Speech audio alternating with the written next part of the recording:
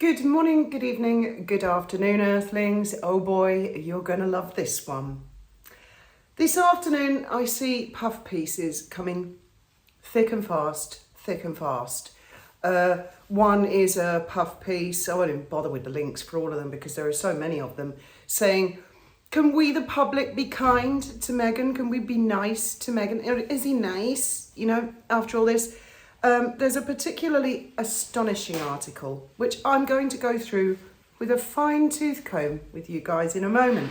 It's basically a fully grown adult woman having a tantrum in public. Can I get you anything, Benji? No. Okay. Just blow my nose. I need a Winnebago in a studio.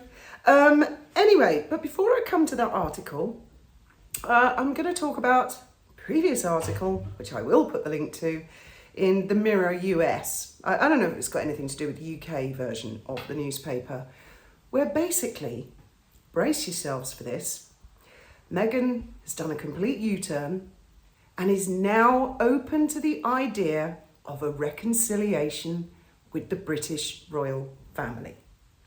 Well, how magnanimous.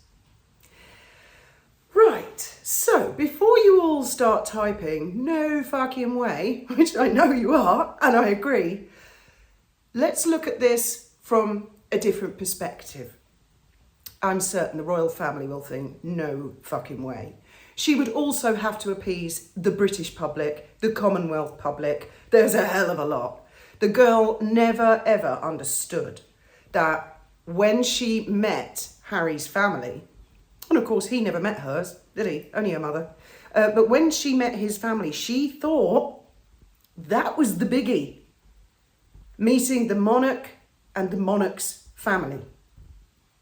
What she never ever understood was that the engagement interview was the biggie. That's where she meets the larger family. Us, the British public, who she clearly hates. Yesterday we were plebs. Thank you, by the way, everyone who explained the definition of pleb. It doesn't mean we're stupid. It means we're common little peasants, little underlings. That's even worse than being called stupid, isn't it? So there she is. She's now decided, it's taken, 5 years. She's thrown her 5-year tantrum. I want my own way. I personally think they were kicked out. And I think that's what she wants an apology for being booted out. Well, I could be wrong.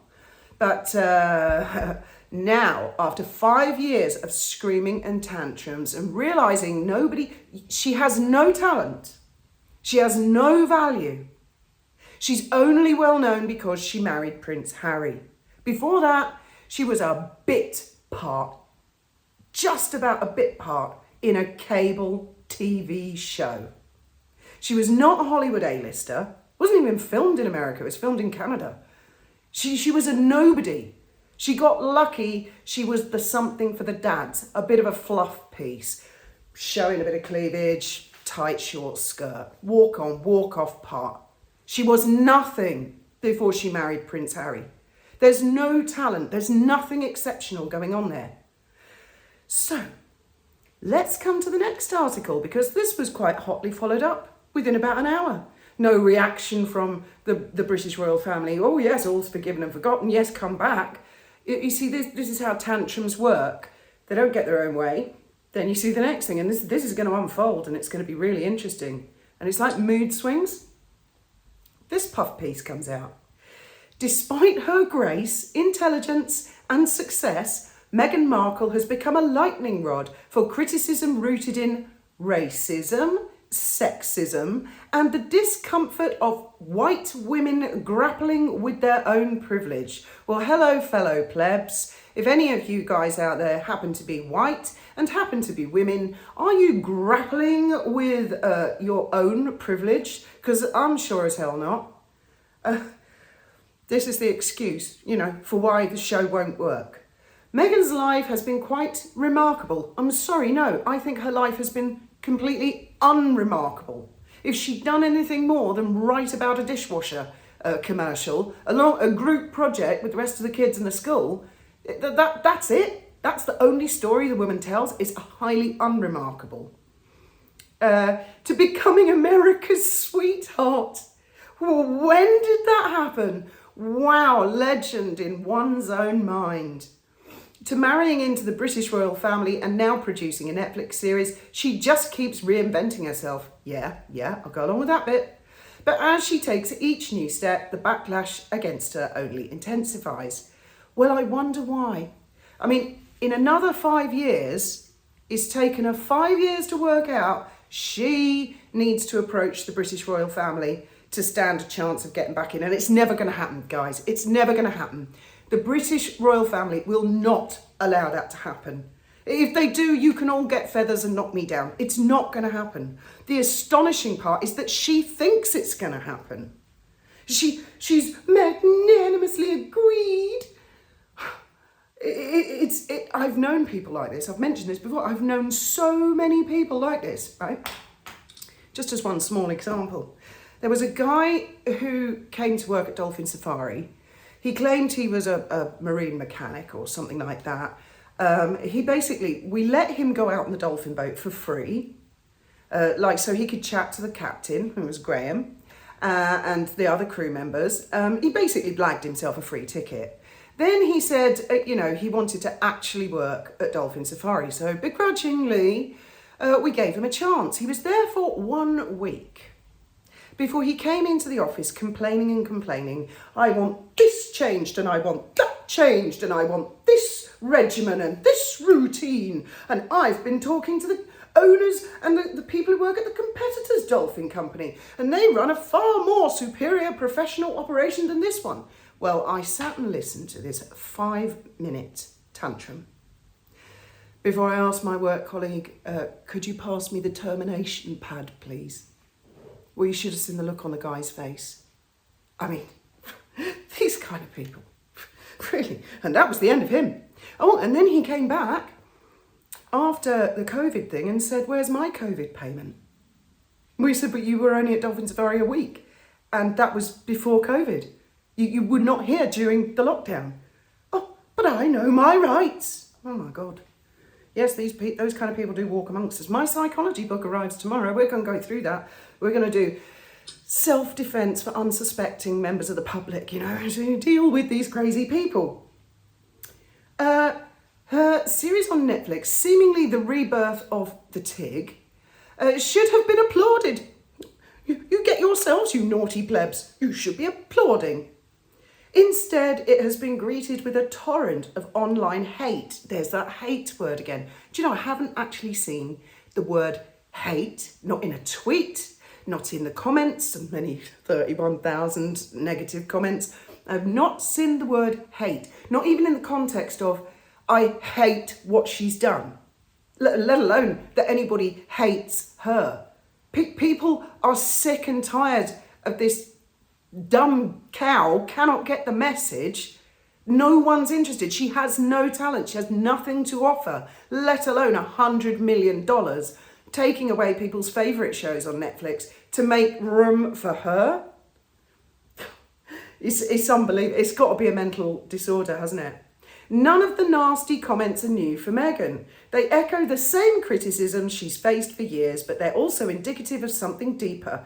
A discomfort with who Meghan is and what she signifies. Well, yeah, who Meghan is. Not a very nice person. Look at all the ex-members of staff. Look at how Harry's family's been treated. Look at how her family's been treated. Wasn't it? She have a friend called Jessica Mulroney. Oh yeah, I saw Justin Trudeau. Oh yeah, I was going to mention this. I'm not into politics at all, but I'm into body language, right? And intuition. So Graham says, oh, Sky News on. Justin Trudeau's going to come and speak live. He said, I think he's going to prorogue Parliament. Benjamin, please. And I said, I think he's going to resign. This was before he'd even stepped out. So I thought, I just want to watch this. And as I say, I have no political affiliation for or against. This is just watching Justin as a person. So he comes out. I can tell immediately by his body language, he's going to resign. I said to Graham, he's going to resign. Graham went, no, he's just going to collapse Parliament for an election. I went, no, he's going to resign. And as Justin's delivering his words, and, I've always been a fighter, I was becoming more and more certain, then he said, I'm going to prorogue Parliament. Graham went, I called it. I said, he's going to resign. He went, no, he's not. He's done his thing. I went, wait for it. He resigned. How did I know Justin was going to resign? Because I'm a human being with a pair of fucking eyes and ears, and I can make my own judgments. And I could see that that's what the guy was going to do. It was obvious. That's what we in this community do a lot. We observe the royal family. We observe Meghan. We can see things. We can see things are not right. It's so frustrating, isn't it? But I do think that the wider audience is catching up with what this girl's all about. Oh, it gets better, this article. Before Meghan became the Duchess of Sussex, she was a woman forging her own way. Was she really? What, as a bit part on Suits? Her now defunct blog, The Tig, was a colourful grab bag of travel tips, wellness advice and of personal musings. It was more than a website. Oh, it wasn't just a website. It was more than a website. It was a space where Meghan expressed her worldwide view and celebrated diversity. It was real, accessible, and gave her an audience of loyal people who loved her for being herself. Well, I don't doubt she had her own little fan base. I don't doubt it. Some of the originals must have come from somewhere, mustn't they? She didn't shy away from her identity as a biracial woman and used her platform to explore issues of inclusivity and representation. That confidence and openness drew people in, but also made her a target for those uncomfortable with seeing someone like her succeed. What the fuck are you talking about? I never heard of the Tig. You think people seek out websites by women like Meghan because we feel uncomfortable? No, she married into the British royal family, right? Stop bigging her up before that. She was fuck all before she married Harry. Fuck all. She was a nobody, a nothing. No one had heard of her. Well, maybe 500,000 people. And of all the fans of Suits, you think she was the most popular character? The quick walk-on, walk-off part? 1 minute out of 50 minutes of each episode? I mean, wake up. The Netflix backlash. Fast forward to her Netflix series, a project that should be representing a crowning achievement in her career. Interesting choice of the word crowning. The show focuses on lifestyle and cooking, perfectly aligning with Meghan's previous website. But instead of celebrating this effort, critics pounced, and many of them were white women. Their comments on social media were filled with accusations of her being self-serving and attention-seeking. Some critics even accused her of cashing in on her royal connections.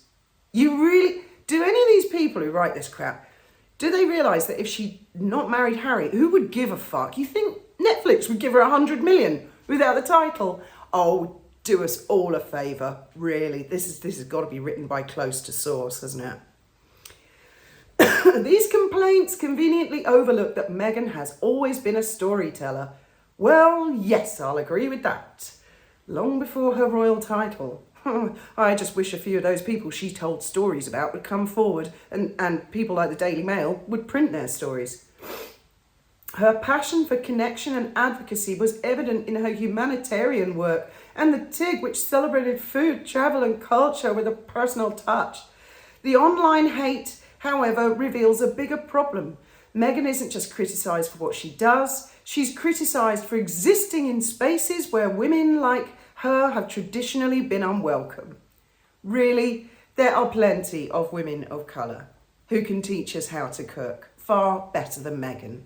But now, as I said yesterday, it's going to be Kardashian, white space, Gwyneth Paltrow, white space, just to alienate all their millions and millions of fans as well. And then they're going to find out what us royalists and monarchists have had to put up with for 6 long years. Racism and privilege, there's a whole section dedicated to this. Meghan's critics often ignore the role racism plays in the backlash against her. Well, maybe that's because it's got nothing to do with racism. As a biracial woman, she represents a break from the long tradition of whiteness in the monarchy. What's the monarchy got to do with her Netflix deal and her cooking show? Fuck all. Oh my God. Her presence signified change in an institution that prides itself on tradition, making her a lightning rod for criticism. The scrutiny Meghan faced wasn't just intense, it was unequal. Behaviours celebrated in her sister-in-law, Kate Middleton. You mean the Princess of Wales? Catherine, Princess of Wales. Like touching her baby bump or advocating for causes were cast as selfish or inappropriate when Meghan did them. Actually, no, I don't think that was the problem with the touching of the baby bump. Okay? I hear this a lot from, I used to, years ago, from people who try sticking up for Meghan and Harry. They'd say, why is it when Catherine touched her baby bumps, no one said anything, but when Meghan does it, everybody's talking about it? Might have something to do with Birkenhead slipping down the right leg. I don't know what the hell was going on there that day, but they're Getty images, they're on the Getty website. That was the problem, I think, and I'm not one of them, but I think largely people were questioning why she needed to hold the bump up, give it a bit of security, make sure it doesn't slip down the right leg onto the kneecap. It was things like that, oddities. Or turning up at an event in the morning with the bump up here, sticking up towards the sky, and by the afternoon it's shrunk and virtually vanished. Why the hatred lingers? So why does Meghan continue to live rent-free in so many people's heads? She doesn't. This is a grown woman, which is what I explained at the beginning of this video, behaving like this on the world stage. She's a member of the British royal family. Nothing the Windsors do is ever forgotten. They are members of the family. They're part of history. So when they fuck up, and sometimes they do, it's not forgotten. It might be forgiven, but it's not forgotten. And she's gone on to blunder after blunder after blunder. And let's face it, guys, as far as I can tell, if these puff pieces did come from source, and if there's any truth in it, the reason that she has said, oh, I'll think about going back to the royal family, is because even she now has realised. Netflix probably phoned her up and said, you're fired. And yes, I did see that video with the guy, I can't remember his name now. I'll try and put a link in the description to his video. Explained that sources at Netflix had said she has had a huge tantrum behind the scenes about the comments being left turned on. She wants the whole marketing team fired. She wants to choose a new marketing team, you know, full of diva demands, allegedly. And I can just imagine Netflix going, that's it, curtains, we're finished, it's over. And she might know that and think, holy shit, I've lost Spotify, I've lost Netflix, there's no money coming in. Everybody's gonna hate my cooking show, so maybe my launch, my rebrand isn't going to work. What shall I do now? Oh, I know what, I'll go back to the British royal family and pump up that title. That's what I personally think, that in the last 24 hours, she's probably been notified by Netflix the contract will not be renewed. That's honestly what I think at this moment in time. That's how it looks to me. And so the moment has finally arrived where she now, metaphorically, wants to go crawling back to the royal family. Oh, how interesting, isn't it? And we shall all have to watch and see. As I said, I knew it was coming. You knew it was coming. It has arrived. The moment has arrived. I'd love to hear if any of you guys have ever had someone who's been dead fucking rude to you for a very long time, and then once they realise that all their options are out, they've come crawling back. Interesting times we live in. As always, thank you very much for listening. I'll see you in the comments below.